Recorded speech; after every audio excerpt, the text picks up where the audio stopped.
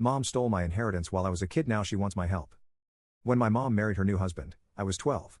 Dad had been gone for about 4 years by then. I was still getting used to the idea of him not being around, and honestly, it just felt weird seeing Mom with someone else. The new husband wasn't bad or anything, and he seemed okay enough. But things changed when he moved in, bringing his toddler daughter with him. The little girl was maybe 2 or 3, and right from the start, she was like the center of their universe. Suddenly, everything in our house started revolving around her. I was still dealing with losing my dad, so it wasn't like I was super excited to suddenly have this new family thrust upon me. I mean, it was only 4 years since Dad died, and I was still trying to figure things out. I'd catch Mom looking at me, almost like she felt guilty, but she never really said anything about it.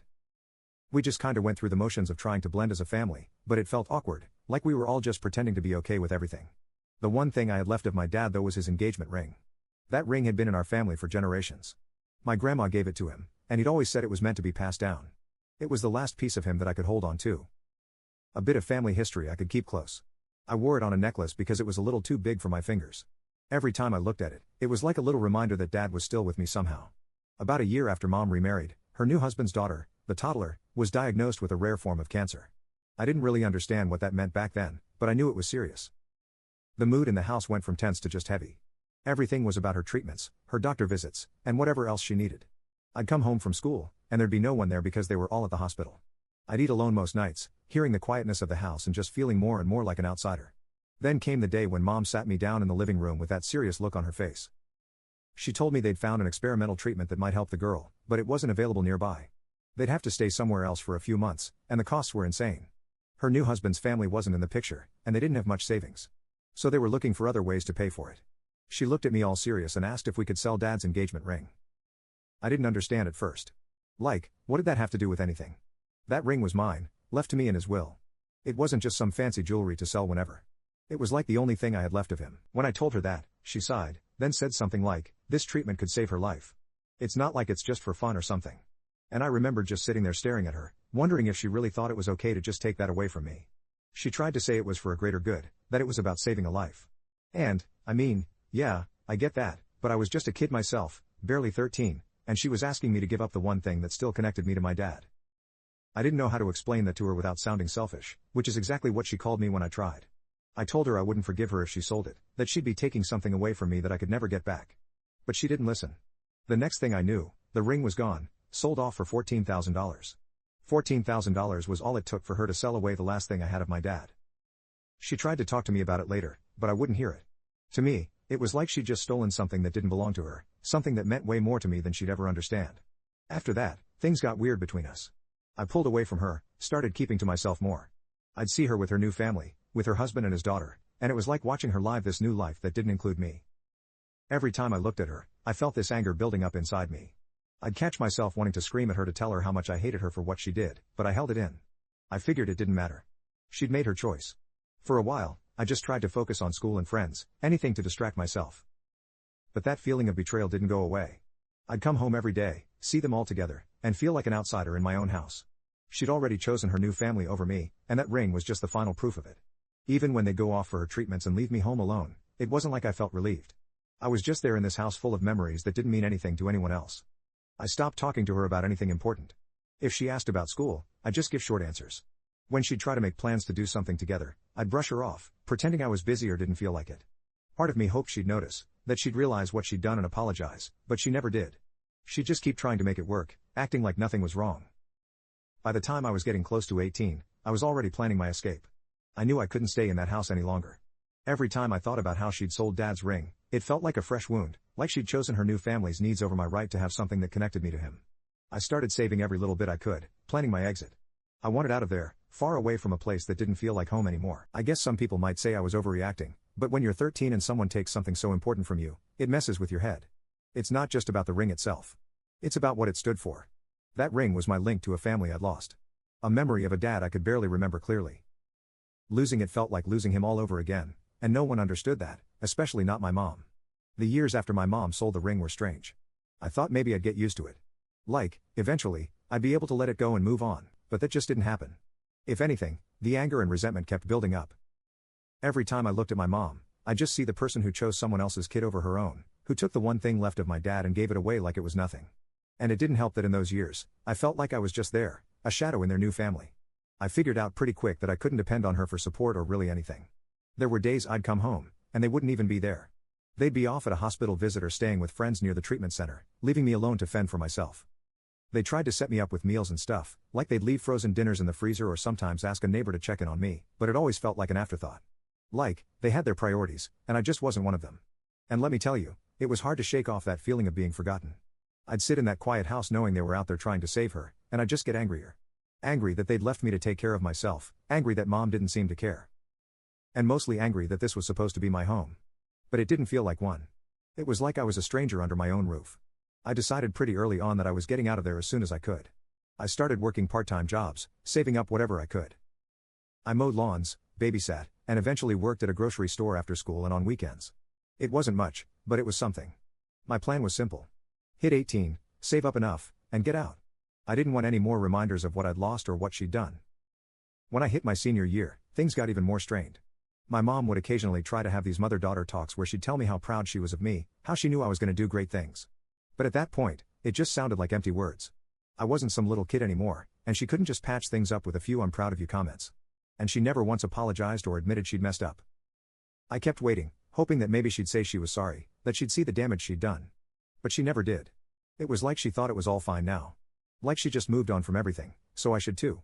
I remember one day she tried to talk to me about college. She asked if I'd thought about where I wanted to go or what I wanted to study. I shrugged her off, told her I didn't know yet. The truth was, I didn't want to talk to her about my future because, in my mind, she wasn't really part of it. I was planning to move out, start my life on my own terms, and I didn't want her involved. I'd been on my own for so long. I'd learned how to be independent, and the thought of her trying to play mom now just felt insulting. As graduation got closer, the tension between us was at an all-time high. She kept trying to act like everything was normal, like we were just a regular mother and daughter dealing with typical teen parent issues, but we weren't, not by a long shot. I couldn't even look at her without feeling that same flash of anger. And I think she knew it because she'd look at me sometimes with this sad, almost defeated expression, like she knew she'd lost something but couldn't figure out what. I saved every penny I could for my jobs, determined to leave as soon as I could. I didn't care where I'd go, just that it would be somewhere I could finally breathe, somewhere I didn't have to keep living in this strange shadow of a family. The closer I got to 18, the more restless I felt, like I was counting down the days until I'd be free. The night before I moved out, I remember packing up my stuff in my room, looking around at the walls, and thinking about all the memories that I was leaving behind. It was bittersweet. This had been my home, the place where I grew up, where I spent the happiest years with my dad. But it wasn't that place anymore, not since she'd sold his ring, not since she'd chosen them over me. Mom tried to talk to me before I left. She stood there in the doorway, hands in her pockets, looking like she wanted to say something profound. But all she managed was, "I know we've had our differences, but you'll always be my daughter." I just nodded, gave her this forced smile, and didn't say anything back. I didn't want to get into it with her, didn't want to drag out the goodbye.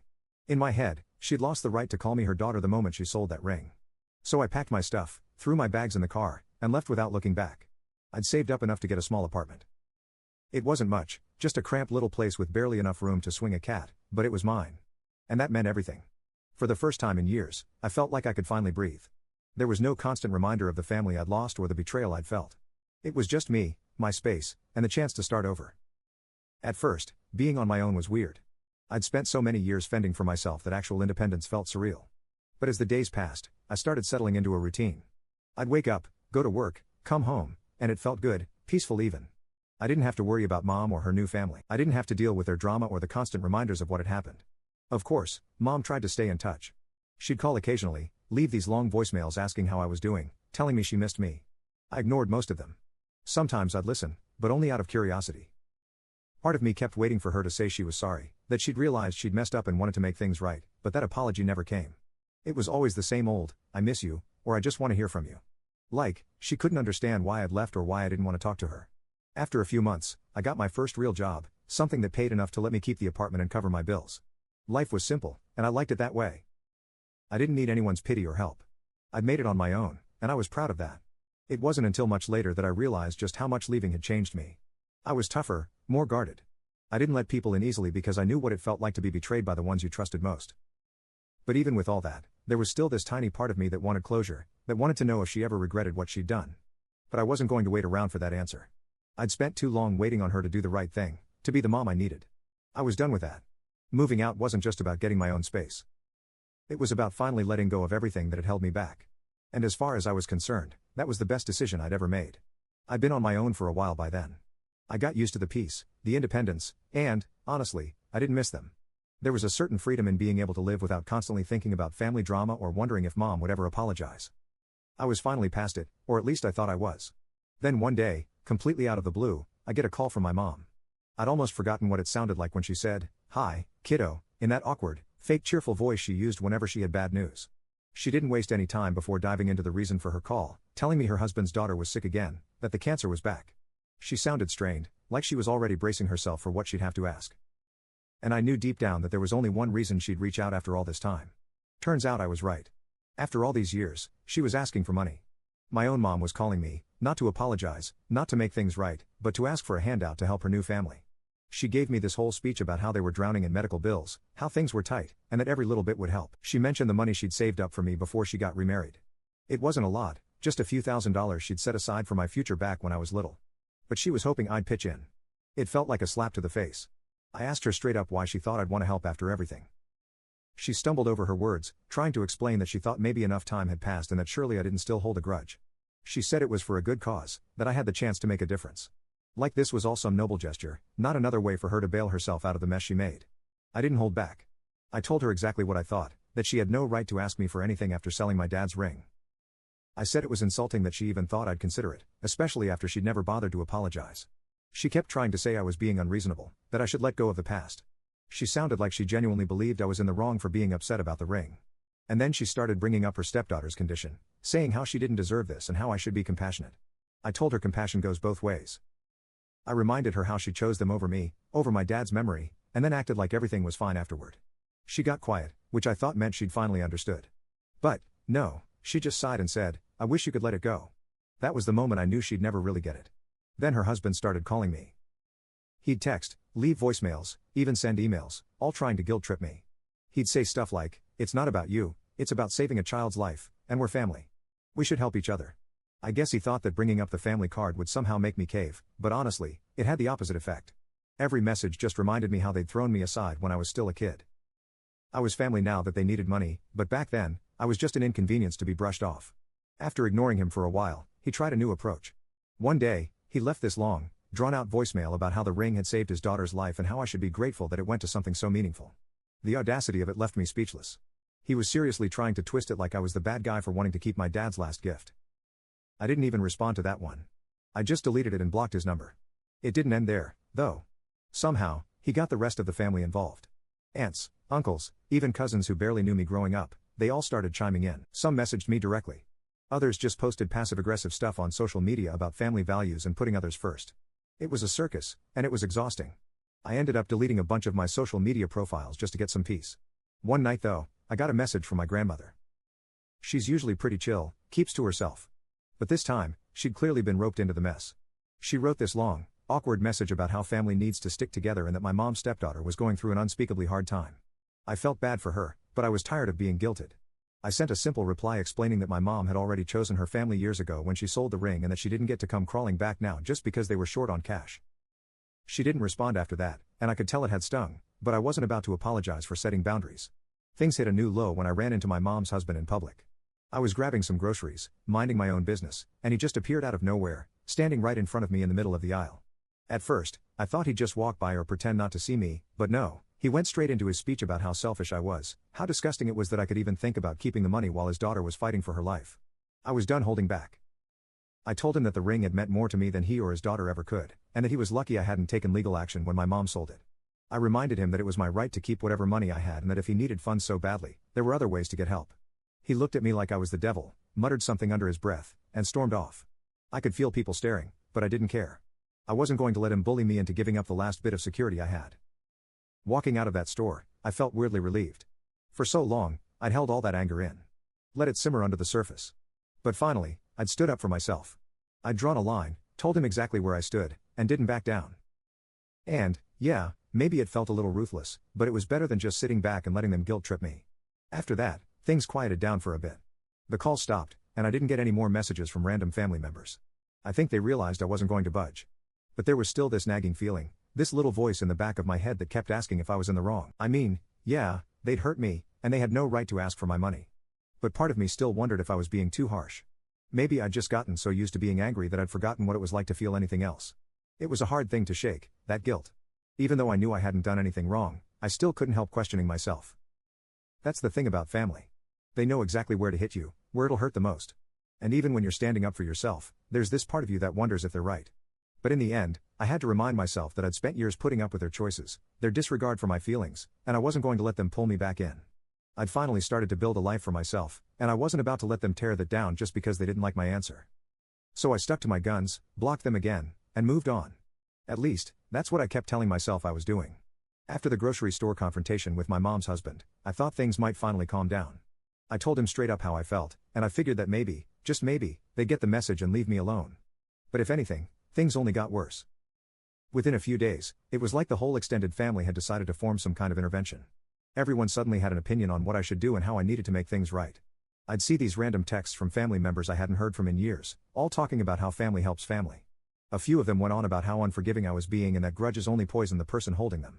It felt like they were reading from the same script, probably fed by my mom or her husband. It was like they turned me into the villain, the person who was too cold-hearted to help a sick child, which wasn't even close to the truth. The worst part was when they started tagging me in posts on social media. I'd see these guilt-trippy quotes on my feed, like, "When we're gone, all we have is family," or "A heart that forgives is a heart that heals." I'd roll my eyes so hard I could practically see my own brain. Eventually, I decided to delete a bunch of them. I didn't need that kind of pressure or manipulation. But, of course, that led to more drama with people messaging me saying stuff like, "How could you delete me? You're acting like a stranger to your own family." It got so ridiculous that I just started ignoring everything, but they kept pushing.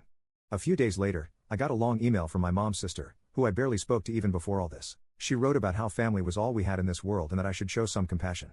She actually had the nerve to tell me that I was too young to understand, as if I hadn't lived through my own experience and had my own feelings about it.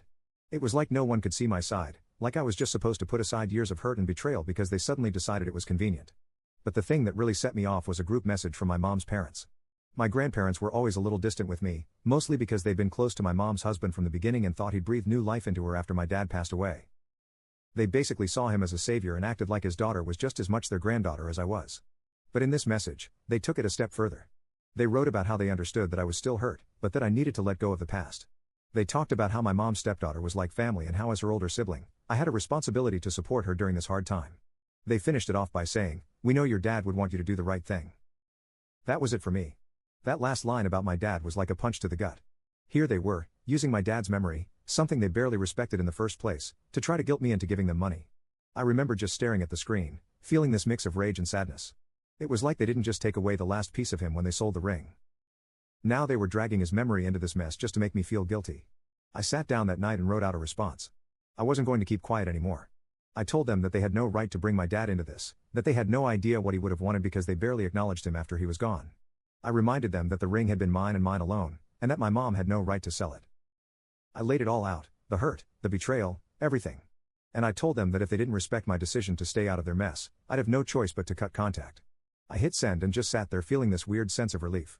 I didn't know how they'd respond, but I didn't care.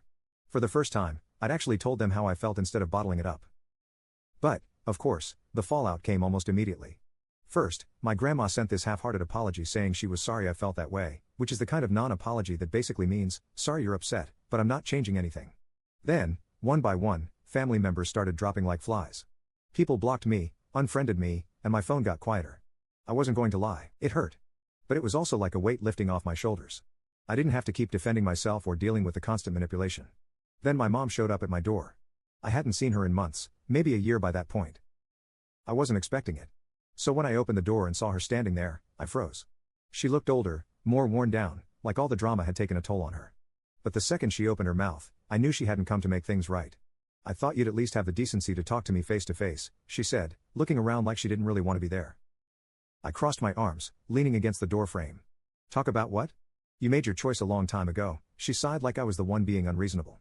"I'm doing everything I can to help your sister," she said. That word, sister, made my blood boil. I told her flat out that she wasn't my sister, that she was her husband's daughter, and nothing more. She looked at me like I'd slapped her, but I wasn't about to back down. After all this time, I wasn't going to let her rewrite history just because it suited her. "Why can't you just let it go?" she asked, shaking her head. "You're holding on to a grudge over a ring." "It wasn't just a ring," I snapped. "It was Dad's ring, and you sold it like it was nothing. And now you're coming back for more, acting like I owe you something." We stood there in silence for what felt like forever. Finally, she just looked down, sighed, and said, "You're not the person I raised." I laughed at that, a short bitter laugh. "No. I'm not. I'm the person you ignored for years while you built a new life with your new family. And now that it's falling apart, you're looking to me to fix it. I'm done, Mom. I'm done being your backup plan." Without another word, I stepped back, closed the door, and locked it. I watched from the window as she just stood there for a minute, looking lost, like she couldn't believe what had just happened. Eventually, she turned and walked away. Her shoulders slumped. It should have felt satisfying, maybe even triumphant, but it didn't. It just felt final. I sat down in my apartment feeling this strange mix of relief and sadness. It was like a chapter of my life had just ended, and I wasn't sure what would come next. But I knew one thing. I wasn't going to let her or anyone else guilt me into being part of their drama again. I'd fought too hard to get to where I was, and I wasn't about to let them drag me back down. For the first time, I actually felt free. I wasn't tangled up in their expectations or guilt trips anymore. I could just focus on myself, on moving forward. And while part of me would probably always wish things had been different, I knew I'd made the right choice. After shutting the door on my mom, it was like everything finally fell into place. For the first time in years, I didn't have that constant feeling of waiting for something, some apology or acknowledgement that was never going to come. I told her exactly how I felt, let it all out, and ended it on my own terms. And for the first time, I was genuinely done. The silence that followed was almost unsettling at first. After all the calls, messages, and guilt trips, I'd gotten used to the constant background noise of family drama. But now there was just peace. No random phone calls.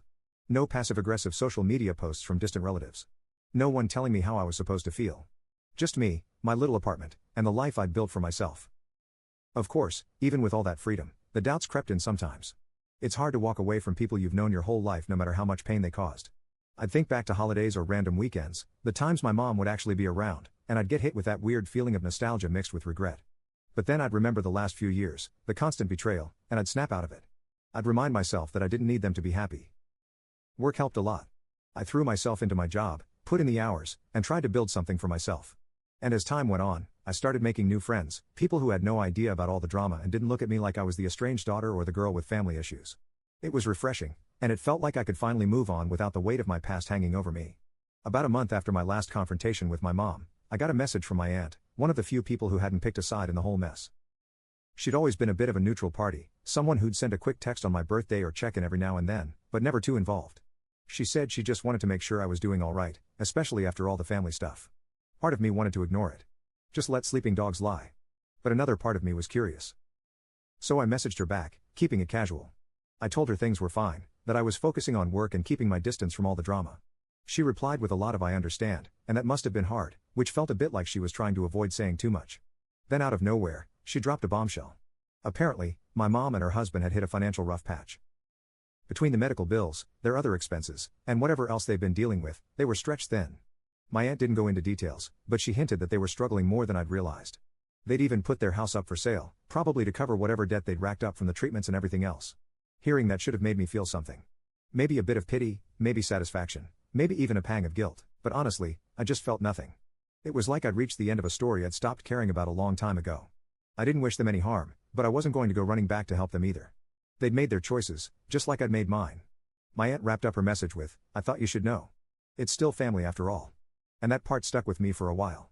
What does family even mean when they treat you like an afterthought? When they only reach out because they need something, not because they actually care about you. I realized that just because we shared blood didn't mean I owed them anything. Family wasn't just about DNA. It was about people who actually had your back, who respected you and valued you, and that wasn't them. In the months that followed, I put my focus back on the people who had been there for me. My friends, the distant relatives who actually checked in out of genuine care, not out of obligation. I started to see that the family I chose was worth so much more than the one I was born into. My mom and her husband had taken enough from me over the years. I wasn't going to let them take my peace too. Eventually, the calls and messages faded completely. I guess they finally realized that I wasn't going to be their fallback, that they couldn't keep me on the hook with guilt or family loyalty, and I was okay with that. I'd spent too many years trying to be the daughter they wanted, waiting for them to see me, to value me. But those days were over. I was done waiting for something that was never coming. Sometimes people would ask me about my family, new friends, coworkers, people who didn't know the whole story. They'd say things like, "Are you close with your parents? Or do you have any siblings?" And I'd just smile and give a simple answer. "No. It's just me." It was easier that way, and it felt right. I didn't need to explain the whole backstory or dive into all the drama. All they needed to know was that I was okay on my own. And honestly, I was more than okay. For the first time in my life, I felt like I was finally living for myself, not constantly looking over my shoulder, wondering if my mom would finally come around. I didn't need her approval or her apologies. I'd given myself permission to let go, to move on, and that was all the closure I needed. By the time the year rolled around, I'd created a life that was entirely mine. My career was going well.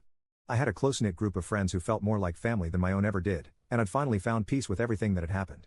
I wasn't angry anymore. I wasn't hurt. I'd gone through it all, felt every bit of that pain, and come out stronger on the other side. Looking back, I realized that losing them had actually set me free. It forced me to find strength I didn't know I had, to stand up for myself in ways I never thought I could. And while it hadn't been easy, it was worth it. I was finally living on my own terms with people who actually cared about me. So here I am now, finally closing that chapter for good. No more wondering what if, no more waiting for apologies that would never come. Just me, living my life, free from all the weight I'd carried for so long. I may not have the family I once imagined, but I have a life I can be proud of, and that's enough for me.